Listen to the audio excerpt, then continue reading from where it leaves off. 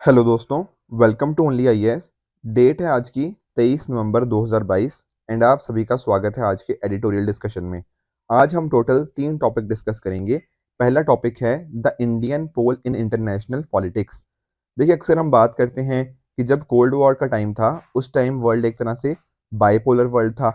फिर हमने यूएसएसआर के डिसइंटीग्रेशन के बाद एक तरह से यूनिपोलर वर्ल्ड देखा एंड अब कल हम मल्टीपोलर वर्ल्ड की तरफ बढ़ रहे हैं।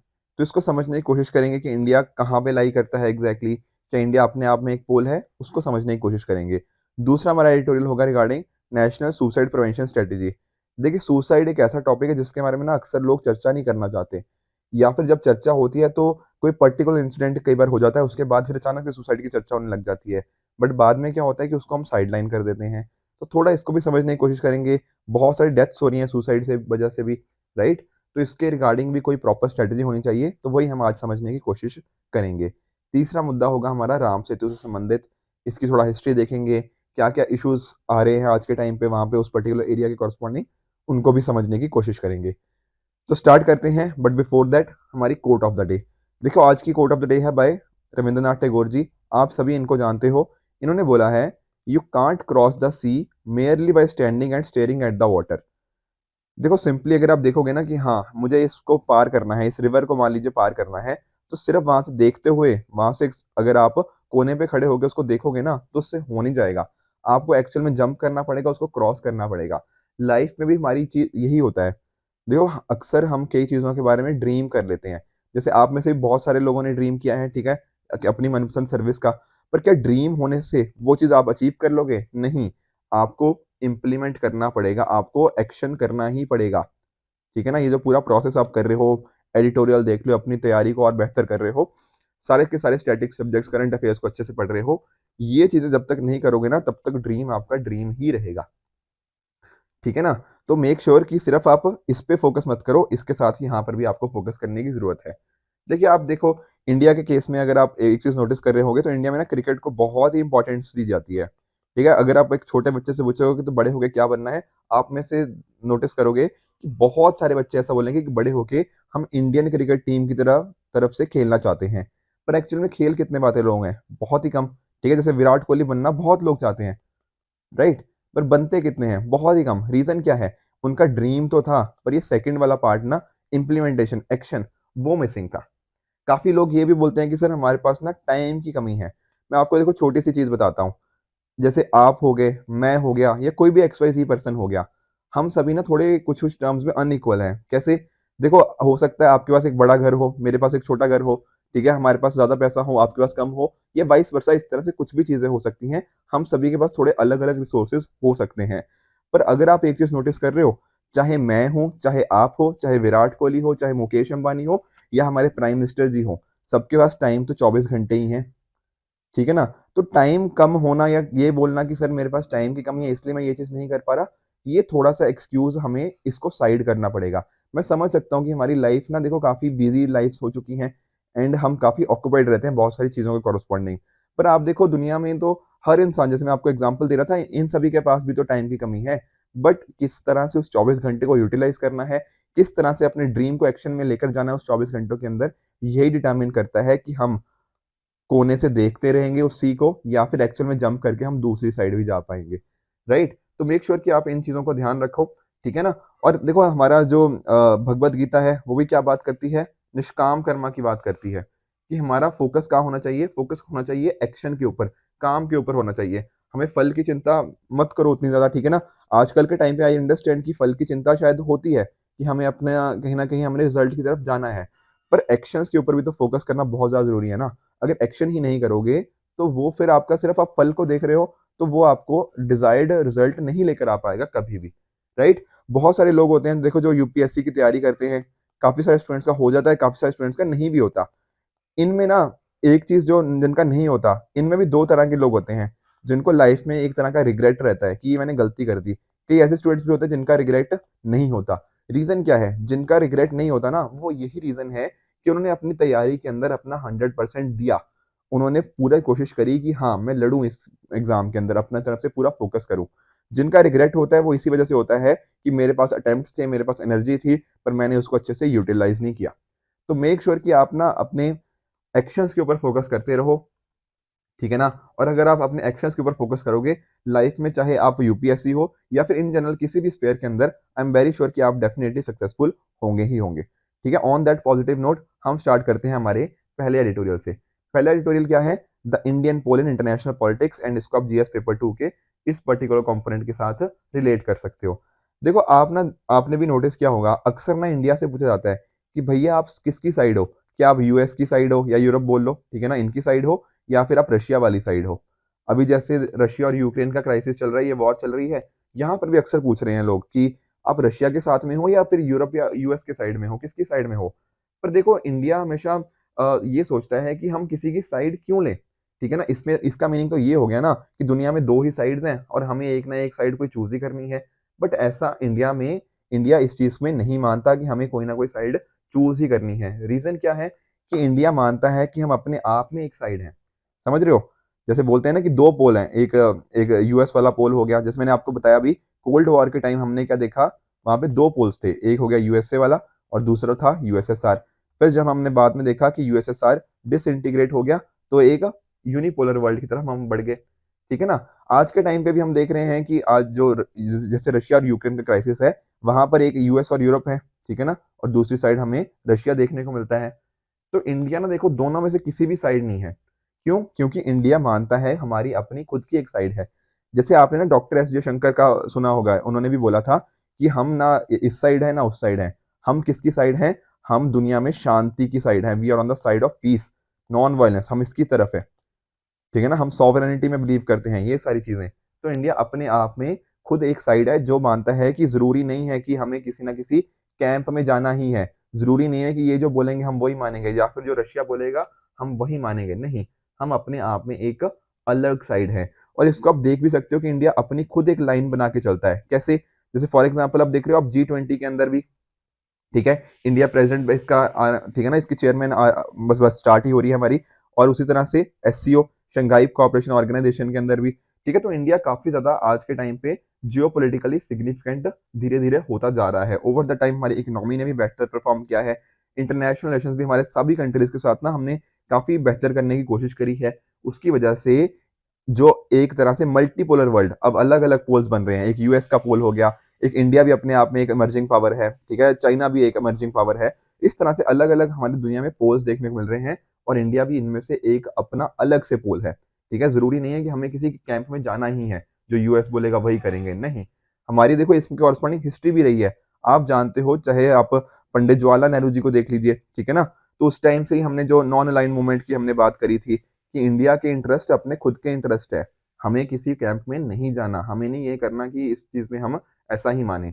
और इवन देखो जो इंडिया की हिस्ट्री है वो भी हमें यही सिखाती है। हमारे पास इस तरह के लीडर्स रहे हैं, चाहे नेहरू जी हो गए, गांधी जी हो गए, बाल गंगाधर तिलक हो गए, ठीक है ना। तो ये पूरी जो स्ट्रगल है ना वो हमें दिखाती है कि इंडिया अपने आप में एक अलग साइड है, ठीक है।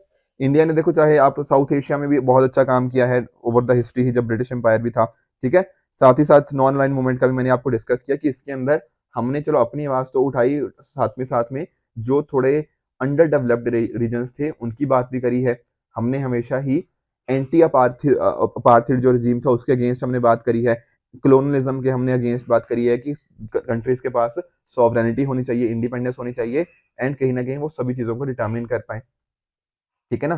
तो ये सारी चीजें हमें यहाँ पर देखने को मिल जाती हैं। इंडिया अपने आप को इसी वजह से एक अलग से पोल की तरह मानता है और इसके कॉजेज क्या है, इसके पीछे का एक इंटरनल ओरिजिन ही है, ठीक है। और इंडिया में ना देखो नॉन अलाइनमेंट का मीनिंग अपन न्यूट्रलिटी से मत लो कि न्यूट्रलिटी नहीं है, नहीं, बल्कि ये है कि हम केस बाय केस बेसिस पे डिसाइड करेंगे। जहां पर हमें लगेगा कि हाँ यूएस ठीक है तो हम यूएस की साइड भी हैं। अगर हमें कहीं लगता है कि किसी मुद्दे के कॉरस्पॉन्डिंग रशिया का स्टैंड ठीक है तो हम रशिया के साथ जा सकते हैं। तो हम केस बाय केस बेसिस पे हर पर्टिकुलर केस में डिसाइड करेंगे हम हमारे हमारे इंटरेस्ट किसकी साइड है। ऐसा नहीं है कि हम ना इसके अगेंस्ट है ना इसके या दूसरी पर्टिकुलर पार्टी के अगेंस्ट है, ऐसा अगेंस्ट हम किसी के नहीं है, पर हम इंश्योर करते हैं कि हम अपने इंटरेस्ट को सामने रखें और उस बेसिस के हम ऊपर हम डिसीजन लेकर आए। अब जैसे अब इंडिया अपने आप में एक तरह की साइड, एक अपने आप में खुद एक पोल बनता जा रहा है, तो यहाँ पर हमें क्या देखने को मिल रहा है, जैसे दूसरी कंट्रीज क्या मानती है, जैसे यूएस हो गया, वो मानती हैं कि हमारे साथ के साथ और नई नई कंट्रीज जुड़ती जाएं। जैसे यूएस ने अपने साथ यूरोप को जोड़ने की कोशिश करी, ठीक है ना, एक तरह के अलायंसेस बनाने की कोशिश करी, जैसे नेटो हो गया, ठीक है ना, नॉर्थ अटलांटिक ट्रीटी ऑर्गेनाइजेशन। तो इस तरह के अलग अलग अलायंसेस बनाने की कोशिश करी जाती है, पर इंडिया इन सभी चीजों में नहीं मानता कि हमें अलायंस बनाना है और कंट्रीज को अपने अंदर शामिल करना है। इस तरह की बातें नहीं है। हमारा सिंपली, जब हम पोल की बात करते हैं, एक तरह से हम अपनी साइड की बात करते हैं, तो यही मीनिंग है कि हम अपने इंटरेस्ट को सामने लेकर आए, हम भी एक एक प्रॉपर पार्टी हों, ठीक है ना, बाकियों के साथ हम मिलकर काम करें, एक तरह के उनके साथ पार्टनर बनकर काम करें। ऐसा ना हो कि किसी और की हम साइड ले रहे हैं, नहीं, हम अपनी साइड खुद डिटरमिन करेंगे। इवन देखो, जैसे अब 1971 वॉर के टाइम भी था, ठीक है ना, एक तरह का उस टाइम हमें देखने को मिला कि इंडिया थोड़ा रशिया के साथ में ज्यादा था, ठीक है, बट वो क्यों था? क्योंकि वो इमरजेंसी सिचुएशन के बेसिस के ऊपर इस तरह की सिचुएशन देखने को मिली हैं। बट अदरवाइज अगर हम माने तो इंडिया ने हमेशा ही क्या अडॉप्ट किया है, अपनी फॉरेन पॉलिसी के अंदर एक तरह की इंडिपेंडेंस ही असर्ट करी है, ठीक है। अलग अलग टाइम्स के ऊपर आप इस चीज को देख सकते हो, हमारी जो स्ट्रेटेजिक इकोनॉमी है हमने उसको मेंटेन किया है अपने एक पोल बनने की वजह से, क्योंकि हमारी साइड अलग है, सभी से अलग। जरूरी नहीं है कि हमें किसी और की जो बोल रहे हैं बात उसी से ही अग्री करना जरूरी है। साथ में ही देखिए, जैसे हमारा इंटरफेरेंस को भी हमने रोका है कि इंटरफेरेंस ना हो दूसरी पावर से कॉरस्पॉन्डिंग। इसके साथ ही जो अंडर डेवलप्ड कंट्रीज हैं उनके लिए हमने हमेशा आवाज उठाई है। ये क्लियरली दिखाता है कि हम एक तरह से पोल, एक अलग से एक पोल बन चुके हैं, ठीक है। इसके साथ ही देखिए, जैसे आप जानते हो यूक्रेन का मुद्दा हो गया, यूएनएससी के कॉरस्पॉन्डिंग उसमें अंदर क्लाइमेट चेंज लेकर आना, तो ये सारे मुद्दे एक तरह से हमें एग्जांपल दिखाते हैं कि इंडिया एक यूनिक प्लेयर बनता जा रहा है। बहुत सारी, आई एम वेरी श्योर आपने भी ना यूट्यूब के ऊपर डॉक्टर एस जयशंकर की बहुत सारी वीडियोस देखी होंगी, और उनका जो डिस्क्रिप्शन होता है कि किस तरह से इंडिया इंटरेस्ट अपने, जो इंडिया के इंटरेस्ट है हम उनको मेंटेन रखेंगे, वो क्लियरली शो करता है कि कितनी इंडिपेंडेंस है इंडिया की फॉरेन पॉलिसी के अंदर। अब ध्यान में देने वाली बात है, चाहे आप देखो इंडो पैसिफिक की बात कर लो, ठीक है ना, इंडिया यूएस के साथ कोऑर्डिनेट कर रहा है, बिल्कुल, इंडिया यूएस से, जापान और ऑस्ट्रेलिया ये आपस में कोऑर्डिनेट कर रहे हैं। पर ऐसा नहीं है कि इसमें कोई लीडर है कि यूएस से एक लीडर है और बाकी तीनों इसको फॉलो करेंगे, नहीं, ऐसा नहीं है। हम इनके साथ, बाकी तीनों के साथ कंधे से कंधा मिलाकर चल रहे हैं। तो हम क्या है, एक तरह से पार्टनर है इन सभी के, ठीक है, हम सभी बराबर के हिस्सेदार हैं इसमें। ऐसा नहीं है कि हम चीयर लीडर हैं, यूएस हमें बोलेगा और हम साथ ही साथ उसके साथ चीयर लीडिंग करेंगे, नहीं, हम अपने इंटरेस्ट को बताएंगे और जहां पे हमारी सहमति होगी उन बातों पे हम कोलैबोरेट करेंगे। तो ये वाली चीजें हमें यहाँ पे देखने को मिल जाती हैं। तो अब इंडिया से ये क्वेश्चन ना पूछा जाए कि आप किसकी साइड हो, यूएस की साइड हो या रशिया की साइड हो, नहीं, हमसे पूछा जाए कि इंडिया भैया आप बताओ, आपका क्या स्टैंड है इस पर्टिकुलर मुद्दे पे, आप क्या सोचते हो, ये बातें हमें चाहिए, ठीक है ना।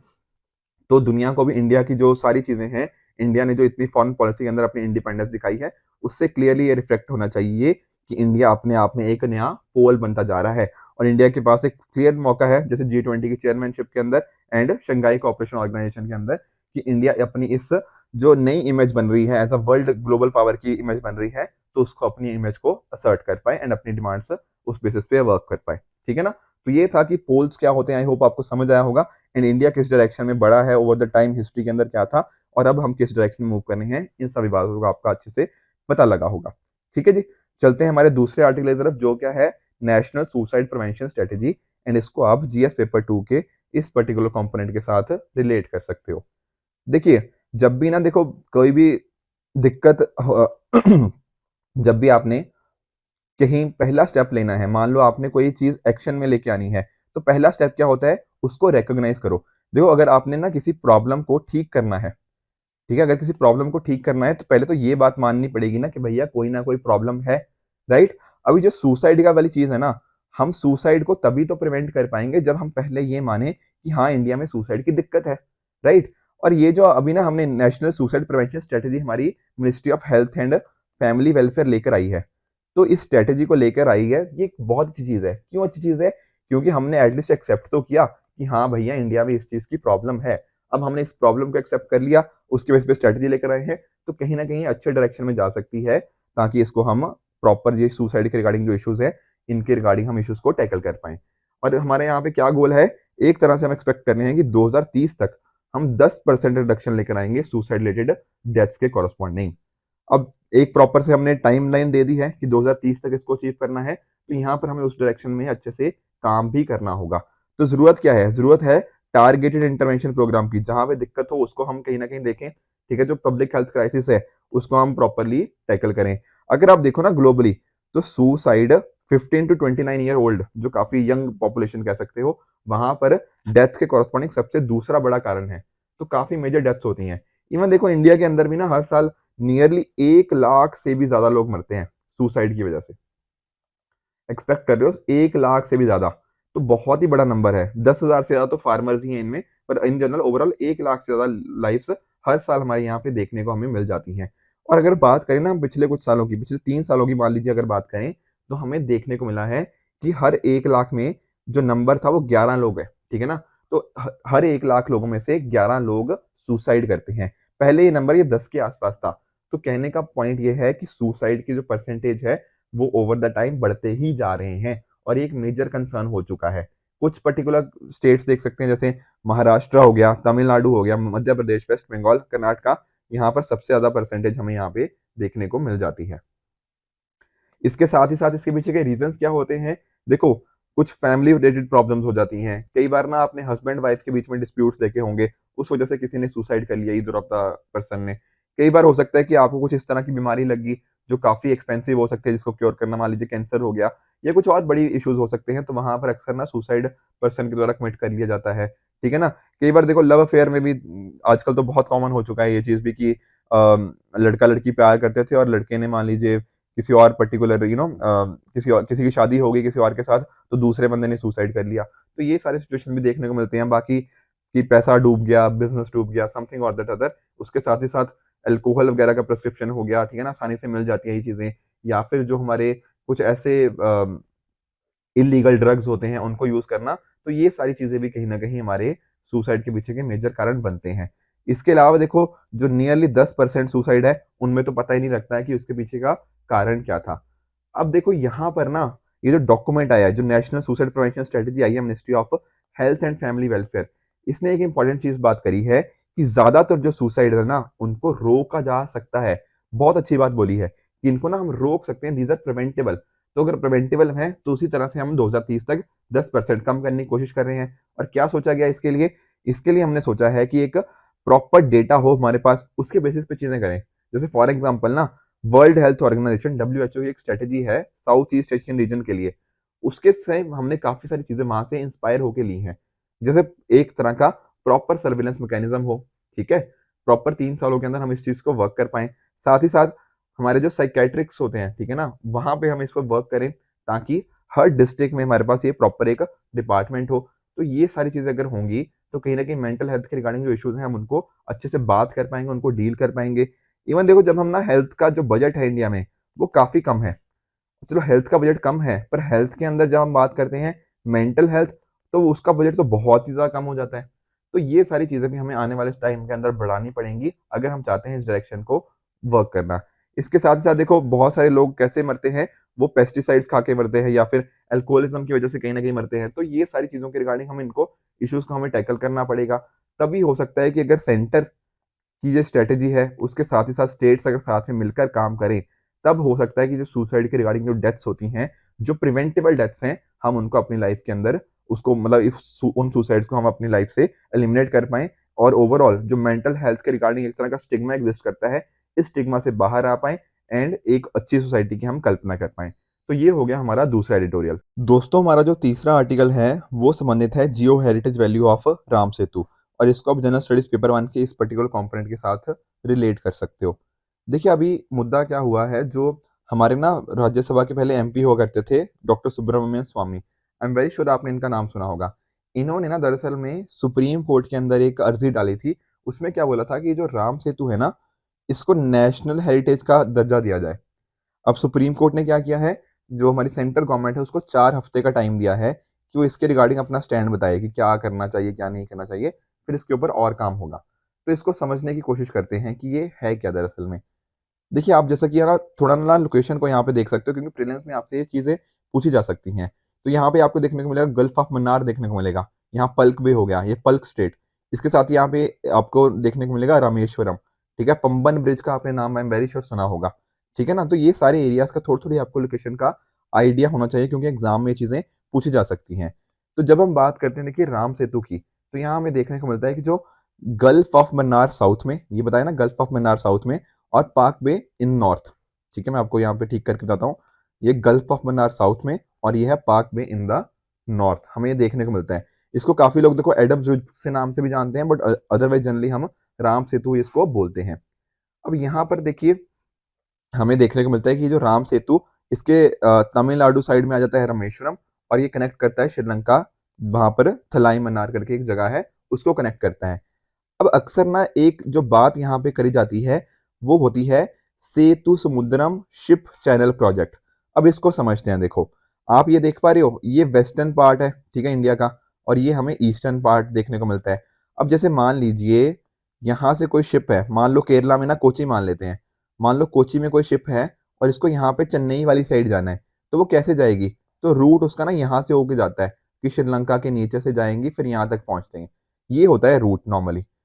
अगर आप सोचो कि यहाँ पर हमने एक तरह का बीच में चैनल बना दिया जो इस तरह से वर्क करे, जो रेड वाला दिख रहा है, जो मैं ब्लैक से हाईलाइट करता हूँ, तो यहाँ पर क्या होगा, ये नया रूट बन जाएगा। अब ये क्या है रूट है, ये थोड़ा छोटा रूट है, ठीक है ना, ये वाला जो रूट है ये छोटा रूट है बिल्कुल।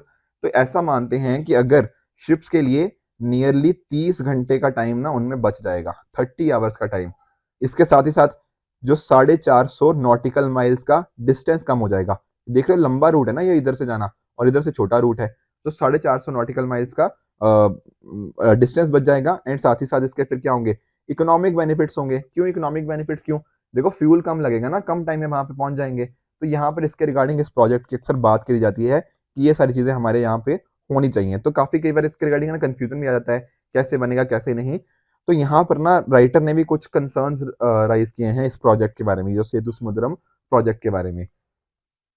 जो हमारा देखो CSIR है, council of scientific and industrial research, और साथ ही साथ जो नीरी है, इन्होंने मिलकर ना देखो बात करी थी कि क्या इम्पैक्ट्स हो सकते हैं। तो जनरली इन्होंने ज्यादा इम्पैक्ट्स वैसे बात नहीं करी, पर मैं राइटर ने ना कुछ फिर भी डिस्कशन किया कि क्या और इश्यूज हो सकते हैं अगर हम इस चैनल को बनाए जाएं। तो देखो पहला तो मेजर इशू क्या है कि इसका इन्वायरमेंट के ऊपर काफी इम्पैक्ट आ सकता है। किस तरह से? देखो यहाँ पर ना बहुत सारी रिवर्स हैं, वो रिवर्स अपने सेडिमेंट्स लेकर आती हैं। तो कल को क्या हो सकता है कि यहाँ पर जो इश्यूज हैं इन्वायरमेंट के रिगार्डिंग वो बढ़ सकते हैं। जैसे फॉर एग्जांपल ये वाला एरिया ना बहुत सारे साइक्लोन्स आते हैं यहाँ पे। अब इतने ज्यादा अगर साइक्लोन्स आते हैं, जैसे फॉर एग्जांपल 1964 में साइक्लोन आया था, उसने धनुषकोडी को जो साथी में टाउन है ना, वहां पे मैसिव इम्पैक्ट किया। तो यहाँ पर भी इसका जब चैनल बनेगा तो ये भी इससे इम्पैक्ट होगा, राइट। उसके साथ ही साथ ये चैनल बनाने के लिए बहुत सारी ड्रेजिंग करनी पड़ेगी। आई एम वेरी श्योर आप जानते हो कि वो सारी चीजें खोदना वगैरह पड़ेगा इसके रिगार्डिंग। तो वहां से जो मटेरियल निकलेगा उसको कहीं ना कहीं तो डंप भी करना पड़ेगा, उस मटेरियल को कहीं फेंकना भी तो पड़ेगा। तो इससे क्या होगा, जो डंपिंग होएगी इससे यहाँ से सभी चीजों को इम्पैक्ट होएगा। जो जितना भी हमारा वहाँ का इकोसिस्टम है, चाहे वो टेरेस्ट्रियल देख लो या मरीन इकोसिस्टम जो पानी में है इकोसिस्टम, वो देख लो, सबका नेगेटिव इम्पैक्ट यहाँ पे इन्वायरमेंट में देखने को मिल जाएगा। उसके अलावा देखो यहाँ से चैनल से जाएंगी क्या, शिप्स जाएंगी ना इस चैनल से, बिल्कुल शिप्स जाएंगी। तो ये शिप से भी तो कुछ ना कुछ पोल्यूशन निकलेगा, ठीक है, वो वहां की एयर हो गया, वाटर हो गया, उनको पोल्यूट कर सकता है। ऊपर से देखो शिप्स के केसेस में काफी बार आप देखते हो ना कि जैसे ऑयल स्पिल वाली सिचुएशन आ जाती है कि ऑयल लीकेज वगैरह हो जाती है। तो वो सारी चीजें अगर हो जाएंगी, ऑयल लीकेज, हमने और भी जगह पे ऑयल लीकेज वगैरह देखी, ऑयल स्पिल्स देखे हैं, अगर वो सारी चीजें हो जाती हैं तो एक तरह का इकोलॉजिकल डिजास्टर यहाँ पर आ सकता है। तो होगा क्या इसका इम्पैक्ट, वहां के टेरेस्ट्रियल इकोसिस्टम हो गया, मेरीन इकोसिस्टम हो गया, वहां पे जो लोग नहीं एज इन जो बाकी और जो फ्लोरा एंड फोना रहता है, उसमें बहुत ही नेगेटिव इम्पैक्ट यहाँ पे आ सकता है। तो ये तो होगी इन्वायरमेंट वाले ग्रुप्स के रिगार्डिंग जो इश्यूज होंगे, पर इसके साथ ही साथ रिलीजियस एंगल भी तो है। देखो आप सभी जानते हो कि ना इसका जो ऐसी मान्यता है कि जो राम जी हैं और साथ ही साथ उनके जो हनुमान जी हैं और उनकी जो सेना थी बेसिकली, उनके द्वारा इस चीज को बनाया गया था ताकि वो जो माता सीता है उनको आसानी से वहां से जो रावण था वहां से लेकर आ पाए लंका से, ठीक है। तो इसकी आप बातें तो रिलीजियस सिग्निफिकेंस बहुत सारी है। तो कई ग्रुप्स को ऐसा डर है कि कहीं ये जो राम सेतु इतना इंपॉर्टेंट है हमारे लिए, ये सेतु समुद्रम जो प्रोजेक्ट बन रहा है उसको इम्पैक्ट तो नहीं कर देगा। ऑल दो गवर्नमेंट ने इंश्योरेंस दी है इसके रिगार्डिंग, पर फिर भी कई बार इश्यूज इसके रिगार्डिंग रहते ही हैं। अगर थोड़ा मैं हिस्ट्री में आपको लेकर चलूं, देखिए तो इन्वेस्टिगेशन इसके रिगार्डिंग बहुत बार हुई है। जैसे ये ना दरअसल में एक ये है स्पेस रिसर्च सेंटर गुजरात का, अहमदाबाद का, ये इसरो की ही एक तरह से विंग है। तो उन्होंने ये बात करी है कि ये ना जो हमारा जो राम सेतु है ये किसी इंसान ने नहीं बनाया, this is not man made. ये एक तरह से छोटे छोटे स्ट्रक्चर्स हैं यहाँ पे कोरल रीफ की तरह, ठीक है ना। तो वो चीज हमें यहाँ पे देखने को मिलती है, ऐसा इन्होंने अपने एनालिसिस के अंदर ये चीज पाई थी। तो हम ये मान सकते हैं कि राम सेतु एक तरह से एक लीनियर ब्रिज है जहाँ पे कोरल रीफ्स हमें यहाँ पे देखने को मिलती हैं।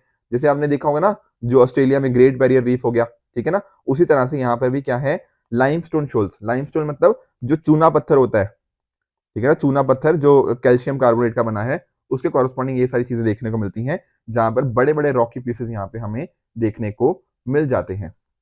तो ये सारे कंसर्न्स कहीं ना कहीं प्रोजेक्ट के बारे में देखने को हमें मिल सकते हैं, चाहे वो एनवायरनमेंट हो गया या फिर रिलीजियस एंगल भी हमें यहाँ पे देखने को मिलता है। तो यहाँ पर एक बार अक्सर ना ये बात रेस करी जाती है कि आखिर ये बना कैसे। देखो, एक्चुअल में काफी सारे लोग ऐसा बोलते हैं कि जैसे ना अर्थ क्या थी, एक कूलिंग फेज में थी जब ग्लेशिएशन का पीरियड हो रहा था। तब हुआ क्या, जैसे 2.5 मिलियन साल पहले, तब ये की बात है, तब हुआ क्या कि कुछ पर्टिकुलर एरियाज पानी से ऊपर आ गए, ठीक है ना। फिर पोस्ट ग्लेशिएशन के जब थोड़ा सा चीजें होने लगी तो सी लेवल उस हिसाब से राइज होने लग गया, एंड धीरे धीरे वो एक तरह से पाथ इमर्ज होने लग गया, राइट। इसी तरह से फिर जैसे लॉर्ड राम ने भी, ठीक है ना, आप जानते हो, इसके साथ साथ उनकी आर्मी ने भी इसको यूज किया ताकि वो दूसरी साइड जा पाए। तो एक तरह से ये माइग्रेटरी रूट भी ओवर द टाइम रहा है। तो इसको प्रोटेक्ट करने की देखो जरूरत तो डेफिनेटली आ जाती है, चाहे वो इन्वायरमेंट एंगल से देखा या फिर हमें रिलीजियस एंगल से कॉरस्पॉन्डिंग भी देखने को मिल जाता है। बाकी देखो, यहाँ पे जो गल्फ ऑफ मन्नार है उसको एक तरह का बायोस्फीयर रिजर्व घोषित कर दिया जा चुका है। तो यहाँ पर ना बहुत सारी हमें फ्लोरा एंड फौना देखने को मिल जाता है, नियरली 36,000 स्पीशीज देखने को मिल जाती हैं।